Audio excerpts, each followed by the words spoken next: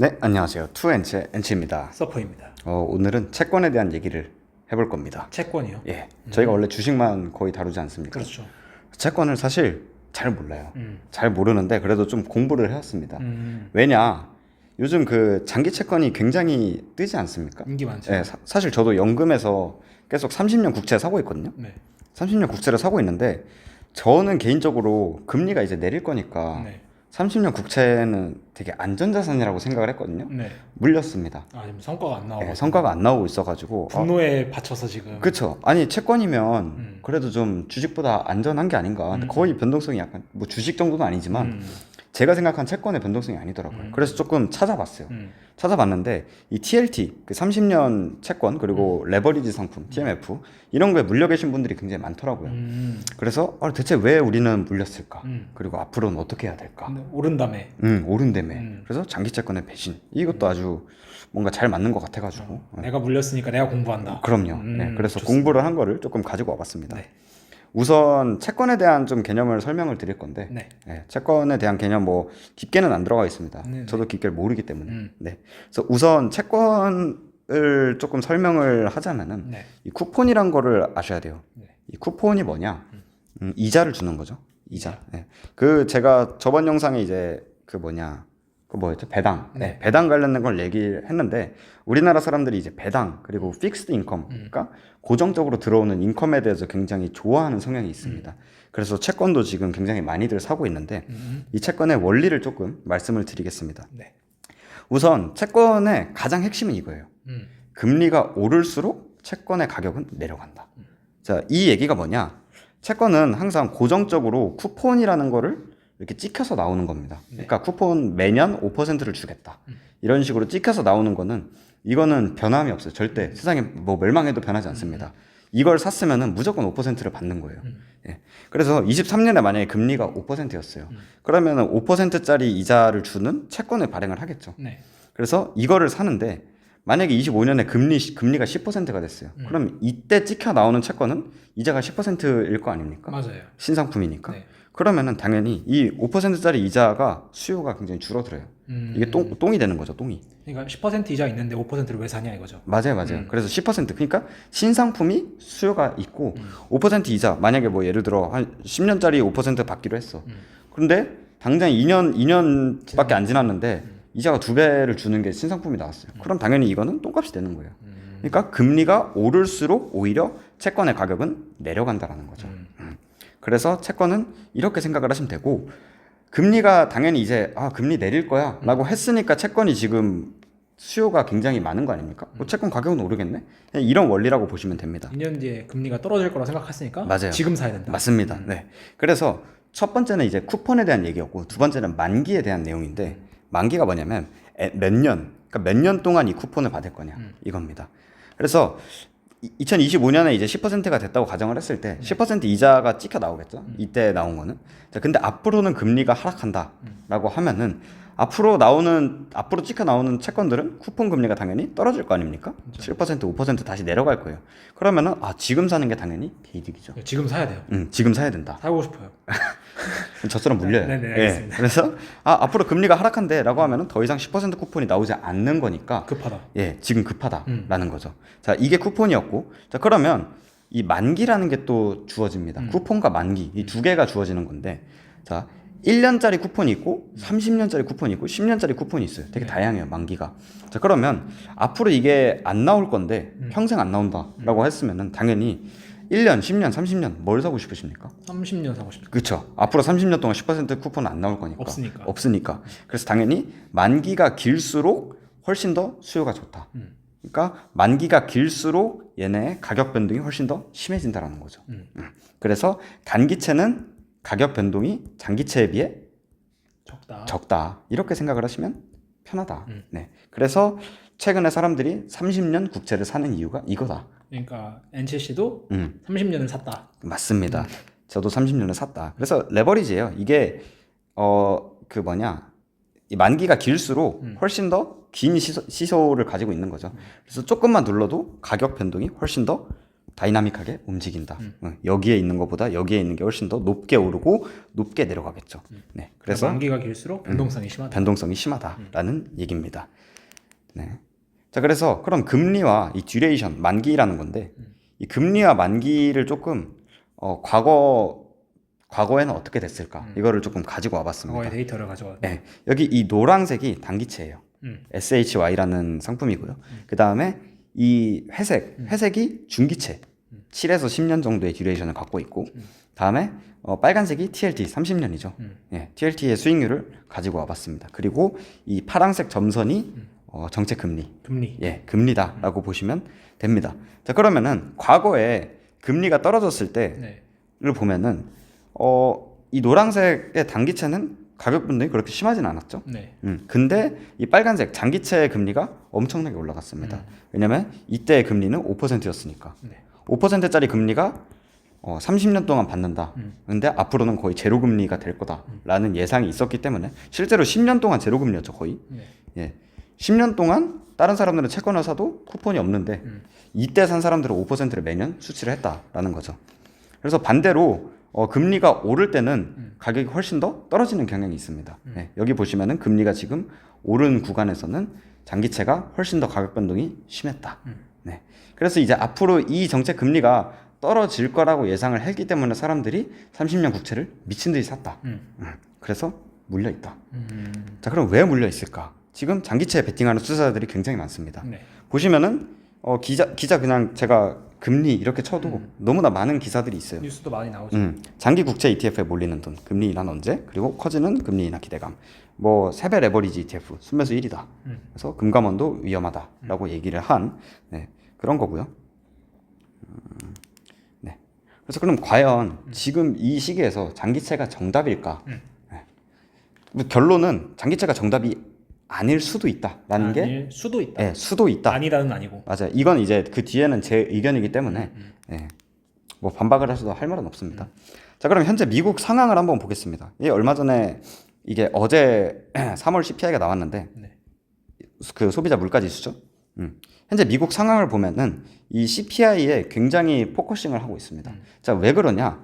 지금 미국도 그렇고 우리나라도 그렇고 금리를 올리는 이유가 뭐냐면 인플레이션 때문입니다. 맞아요. 물가가 비싸니까. 물가가 너무 높기 때문에 돈이 많이 풀려가지고 인플레이션이 일어난 거죠. 저희도 뭐 재난지원금이다 뭐다 많이 받지 않았습니까? 그쵸. 그래서 그 돈을 빨아들이려면은 금리를 높이는 거예요. 뭐 예를 들어 은행 이자가 1%였다가 갑자기 5% 준다. 그럼 사람들이 은행에 돈을 맡길 거잖아요. 그러니까 이렇게 해서 돈을 회수를 하는 거죠. 그래서 금리를 높여가지고 어느 정도 인플레이션을 잡았습니다. 자, 근데 다시 그럼 금리를 낮춰야 될 거 아닙니까? 그렇죠. 너무 힘들어하니까 자영업자들이. 그래서 금리를 낮추려고 하는데 금리가 낮으려면은 인플레이션이 충분히 잡혔어야 돼요. 그래서 실제로 인플레이션이 굉장히 많이 떨어졌다가 갑자기 1월 그리고 2월 그리고 어제 발표된 3월 CPI에서 예상치보다 훨씬 더 높게 나오고 있습니다. 이러면 안 되는데? 그러니까 금리가 원래 작년만 해도 올해 3월, 24년 3월에 인하될 거다라는 얘기가 있었죠. 그렇죠. 자, 근데 지금은 거의 9월, 오늘자 기준으로 그 페드워치를 보면은 9월로 예정이 돼 있습니다. 그래서 점점 금리 인하 시기가 늦춰지고 거죠. 있다. 네. 그래서 왜 그러냐면 이 CPI가 여러 가지의 그 뭐 의류, 주택, 음식료, 교통 이런 물가를 합쳐가지고 지수화를 해놓은 건데 이런 것들이 쉽게 떨어지고 있지 않아요. 그 이유 중에는 뭐 여러 가지 이유가 있지만 첫 번째로는 유가가 있어요. 유가가 지금 굉장히 많이 오르고 있다. 많이 올랐죠. 네. 그리고 노동 시장도 굉장히 핫합니다. 미국에서 노동 시장이 죽질 않아. 노동 시장이 죽질 않는다는 건 뭔 말이냐? 사람들이 돈을 계속해서 잘 벌고 있다라는 거죠. 경기 침체가 안 온다는 거죠. 미국은 신이야. 네. 자, 그래서 지금 또 다시 늦춰지고 있다. 그래서 이거는 이제 페드워치를 가보시면 되는데 구글에 페드워치라고 치면 됩니다. 네. 이게 이제 3월 CPI 나오기 전인데. 어제 이제 3월 CPI가 나오고 훨씬 더 그 점도표가 상향이 됐습니다. 이때까지만 해도 원래 그 24년에 금리 4번 인하할 거다라고 했는데 이때는 3번이다. 근데 어제 발표하고 2번 할 거다라는 예측으로 점점 더 금리 인하 시기랑 횟수가 늦춰지고 있습니다. 늦춰지고 있다. 예, 늦춰지고 금리가 있다. 인하되어야 채권이 오르는데. 맞아요. 금리가 인하될 거를 예상을 하고 우리는 계속해서 채권을 사고 있는 건데 그 시기가 너무나 강한 인플레이션 때문에 미뤄지고 있다는 거죠. 자, 그러면 이 상황에서 금리 그 장기채는 어떻게 되냐? 이게 중요한 거죠. 자, 지금 현재 미국 상황이 어쨌든 이렇다 보니까 CPI가 계속해서 나 또 올라간다. 얘는 지금 금리를 인하를 할 수가 없는 상황이다라는 거죠. 예, 파월 연준 의장이죠. 페드 연준 의장인데. 네. 그래서 장기채 폭망 시나리오 이거는 조금 어그로 좀 끌어봤는데. 어그로 좀 끌어봤다. 예, 어그로 좀 끌어봤다. 네. 자, 폭망 시나리오라기보다는 장기채 투자가 굉장히 조금 껄끄러운 이유. 장기채 투자가 어려울 수 있는 가능성. 맞아요. 어려울 수 있는 상황인 거죠. 자, 일단 첫 번째 시나리오인데 TMF 세배 레버리지입니다. 네. 예, 세배 레버리지인데 장기채 세배 레버리지예요. 사실 채권이 아니에요. 장기채 세배 레버리지면은 사실상 주식이다. 근데 우리나라 투자자들 굉장히 좋아하지 않습니까? 속셀, 레버리지들의 레버리지의 민족. 레버리지의 민족이죠. 예, 속스 이런 거 많이 좋아하는데 채권 역시 세배 레버리지 상품이 굉장히 인기가 많아요. 자, 그러면 왜 지금 이런 상황에서 세배 레버리지가 안 되냐? 이건 음의 복리를 아셔야 됩니다. 자, 음의 복리가 대체 뭐냐? 이거는 이 TMF뿐만 아니라 여러 가지 모든 레버리지 상품에 똑같은 논리로 적용이 되는 겁니다. 자, 일단 첫날에 다 이제 $100라고 생각을 해보면은 자, 첫날에 10% 상승을 했어요. 네. 그러면은 그냥 레버리지가 없는 상품은 110이 되겠죠. 근데 세배 레버리지는 130이 됩니다. 그렇죠. 자, 근데 두 번째 날에 10% 하락을 했어요. 네. 그러면 110에서 10% 하락하면 99가 되는데 네. 130에서 10% 하락하면 30% 빠지잖아. 그렇죠. 30% 빠지면 91이 돼요. 그러니까 분명히 똑같이 10% 상승하고 10% 하락하면 똑같이 100이 될 것 같잖아요. 네. 네. 근데 첫 번째 상품은 99가 되는 거고 세배 레버리지를 끼면은 91 마이너스 9%가 되는 거예요. 그러니까 오르락 내리락 할 때마다 더 손해를 보는 거죠. 맞아요. 자, 그래서 이거를 한 번만 더 반복을 하면 또 데이 2에 10% 올랐어. 그러면은 얘는 108.9가 되고 얘는 118.3이 되는데 네. 한 번 더 10% 하락이 됐어요. 네. 그럼 원금이 녹아요. 얘는 지금 2% 빠졌죠. 네. 얘는 지금 18% 빠진 거예요. 그렇네요. 똑같은 기초 자산을 베이스로 한 상품인데 세배 레버리지나 이유로 9배가 차이 나는 거죠. 심지어 10% 오르고 내린 건데. 맞아요. 똑같이 오르고 똑같이 내린. 똑같이 오르고 똑같이 내리고 똑같이 오르고 똑같이 내렸는데도 지금 원금이 9배가 차이 난다. 네. 자, 그래서 그럼 이걸 제가 지금 왜 얘기하냐? 이게 음의 복리인데 네. 지금 채권 상황이 이렇습니다. 금리 인하하겠지라고 했는데 CPI 발표되자마자 금리 인하 안 한다. 이제 좀 되겠지? 금리 인하 안 해. CPI 나올 때마다 이러고 있거든요. 자, 이 박스권 상황에서 계속 이 상황이 계속해서 반복하고 있다는 거예요. 자, 그러면은 세배 레버리지 상품은 원금이 녹는다. 그래가지고 지금 뭐 6개월 늦춰졌을 뿐인데 내 원금은 솜사탕처럼 녹아버릴 수도 있다. 그래서 실제로 금리 인하할 때 아무리 많이 올라도 원금도 못 건질 가능성이 굉장히 많습니다. 계속 지속된다면. 예, 맞아요. 그래서 지금 그 미국의 고용이 제대로 안 꺼지고 있는 상황에서 TMF를 계속해서 물타는 거는 엄청나게 위험한 상황이 될 수도 있다라는 거죠. 그래서 첫 번째, 레버리지 상품, 특히 장기채 레버리지 상품은 훨씬 더 가격 변동이 크고 음의 복리가 작용하기 때문에 지금 상황에서 투자하는 게 맞나라는 얘기죠. 자, 그리고 두 번째, 금리를 인하를 했어요. 그리고 뭐 여차여차해서 페드가 이쯤이면 될 것 같아라고 해서 금리를 인하를 했다고 칩시다. 자, 금리를 인하를 했는데 인플레가 쉽게 잡히지 않는 경우. 네. 그러면 단기금리는 정책에 민감하고 장기금리는 경제에 민감합니다. 왜 단기금리는 어차피 해봐야 1, 2년만 쿠폰 받고 다시 사면 되는데 장기금리는 제가 사면 30년 동안 이 쿠폰을 받아야 되니까 경제에 민감한 그런 성향을 갖고 있습니다. 자, 그래서 드디어 금리를 인하하겠습니다 라고 해도 인플레가 조금씩 꿈틀거리면은 투자자들은 이게 인하를 한다고 해서 니네 지금 이걸 언제까지 유지할 수 있을 것 같아? 라는 의심의 눈초리를 보낼 수 있다는 거죠. 그 말은 뭐냐면 인하를 한다고 하더라도 또다시 인상을 할 가능성을 투자자들이 염두를 해둔다는 거죠.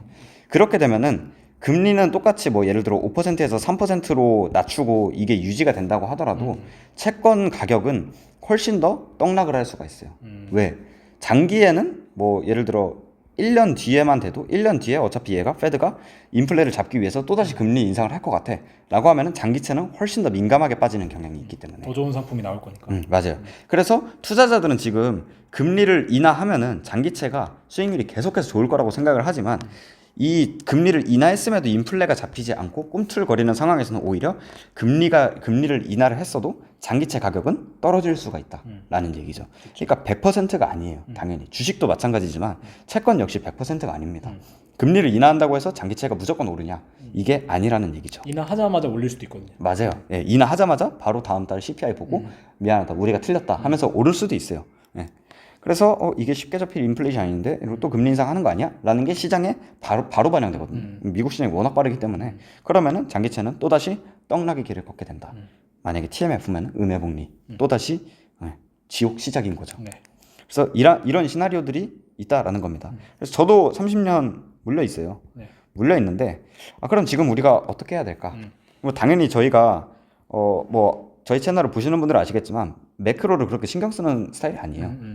그럼에도 불구하고 뭐 여러 가지 기업을 볼 때 당연히 매크로도 보긴 하겠지만 매크로 위주로 투자를 하는 사람들이 아니기 때문에 채권에 거의 투자를 잘 하지 않습니다. 그렇죠. 자, 그래서 뭐 그냥 주식쟁이의 의견이다라고 정도만 보시면 될 것 같고, 그래서 제 생각은 그거예요. 케이스 2 금리를 인하를 했는데 인플레이션이 안 잡히는 경우보다는 케이스 1을 경계하는 게 훨씬 더 현명하지 않나. 왜 그러냐면 페드가 엄청 고생을 했어요. 인플레이션 때문에 엄청 고생을 했는데 확신 없이 금리 인하를 할 것 같지 않습니다. 오히려 훨씬 더 질질 끌고 갈 가능성이 높아요. 지금 뭐 5%대에서 계속해서 금리 인하 시기를 늦추면 늦췄지 이거를 내렸다가 미안 이러면서 다시 올릴 것 같진 않아요. 굉장히 많은 고통을 수반했기 때문에 그래서 케이스 2보다는 케이스 1을 경계해야 된다. 케이스 1은 금리 인하가 계속해서 지체되는 경우죠. 이 케이스에서는 제가 아까 말한 것처럼 TMF 같이 레버리지 상품은 녹는다. 조심해야 된다. 네, 조심해야 된다. 그래서 변동성이 있는 거. 맞습니다. 그래서 레버리지보다는 당연히 일반 상품을 투자하는 게 훨씬 더 맞는 시장 상황이 아닌가. 사실 올해 금리 인하 진짜 한 번 할 수도 있거든요. 인플레가 안 잡히면. 왜냐면 지금 유가가 계속해서 오르고 있어요. 자, 그 다음에 다음 의견은 30년물보다는 10년물을 투자하는 게 저는 훨씬 더 나을 거라고 생각을 합니다.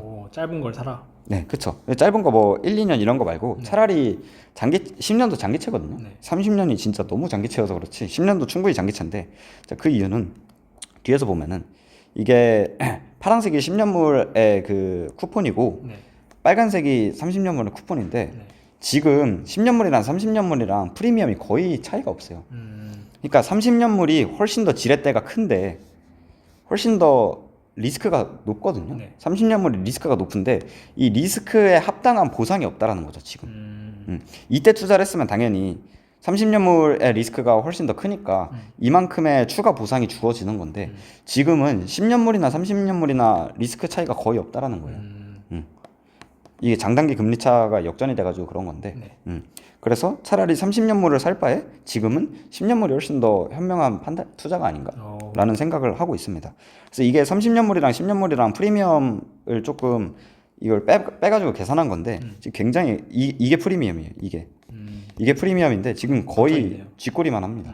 그래서 굳이 리스크를 감내하면서 30년물을 투자를 할 건가? 심지어 지금 CPI가 제대로 잡히지도 않고 유가 역시 오르고 있고 고용시장 역시 침체될 기미가 안 보이는데 이런 상황에서 30년물 그것도 레버리지로 투자를 한다?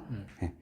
모르겠습니다. 저는 반대예요. 엔지님은 그래서 파실 건가요, 30년? 전 물린 거 잘 안 팔아가지고. 네. 아시잖아요. 사실 분들은 네. 10년물이 좋지 않겠나. 맞아요. 네. 사실 분들은 10년물을 사시고 네. 레버리지 상품은 저는 지금은 쳐다도 안 볼 것 쳐다도 안 같습니다. 본다. 그래서 TMF보다는 차라리 레버리지 말고 10년물 IEF라고 있어요. IEF를 사는 게 훨씬 더 현명한 투자가 아닌가? 그럼 30년물 물린 사람들은 어떻게 할까요? 그냥 갖고 있을까요? 제가 지금 그 에이스 네. 미국 30년물 갖고 있거든요. 네. 저는 지금 마이너스 4% 정도예요. 네. 양호한 거거든요. 그래서 저는 계속 갖고 있는데 네. 막 크게 들어간 것도 아니어가지고 저는 그냥 계속 갖고 있을 것 같아요. 언젠간 금리 인하하지 않겠어요? 언젠간 한다. 네, 언젠간 하지 않겠어요? 네, 여러분 다 같은 동지입니다. 네, 저 같이 뭐 물린 거를 하는데 네. 만약에 TMF 투자자한테 그러면 어떤 걸 얘기를 해주고 싶냐? TMF 물려 있다. 네, TMF 물려 있다. 모르겠어요. 알아서 하셔야 되죠. 이게 투자는 본인 책임이니까. 투자는 본인 책임이고 이게 각자 또 자금 상황이 다르잖아요. 그렇죠, 뭐 만약에 나는 이거 당장 뺄 필요도 없고 계속해서 인컴이 있어서 물 탈 수 있어. 그럼 당연히 언젠간 존버할 거야. 언젠간 승리. 네, 그런 분들은 또 물 타서 나와. 맞아요. 벌고 나와요. 네. 근데 이제 당장 써야 되는데 나는 뭐 예를 들어 6월에 전세자금 대출 갚아야 돼. 그러면 TMF 더 갖고 있는 것보다 그냥 손절하고 나오라고 하고 싶습니다. 네, 6월까지 저는 계속 박스 치면서 왔다 갔다 할 것 같거든요. 네. 그러면 TMF는 녹아요, 더. 그래서 그런 사람들은 당연히 TMF를 나와야 되는 거고. 그래서 각자 자금 상황에 따라 다르고, 투자 경력에 따라 다르고, 저희처럼 진짜 뭐 팔다리 다 물려본 사람들은 뭐 아무렇지 않잖아요. 마이너스 4% 편안합니다. 네. 근데 또 아닌 사람들도 있으니까. 그쵸. 예, 그건 이제 각자 판단을 하시는 거고, 이제 지금 장기채에 대해서 좀 고민을 하시는 분들이 많을 것 같아요. 장기 채권이면은 안 잃는 거 아니야? 그리고 금리 인하한다고 했으면 장기채가 당연히 좋은 거 아니야? 딱 이 정도로만 알고 있는 분들이 많으셔가지고 네. 장기채에 대해서 이제 조금 알고 투자하시는 알고 투자하시는 게 좋다라는 내용으로 영상을 한번 만들어봤습니다. 아, 좋습니다. 되게 쉽게 설명을 잘 해주셨는데 네. 저는 분명히 도움이 될 거라고 생각을 하고 있으니까 네, 좋습니다. 다음에도 더 이렇게 쉽고 재밌는 영상으로 네. 찾아뵙겠습니다. 노력해 보겠습니다. 네. 그럼 안녕.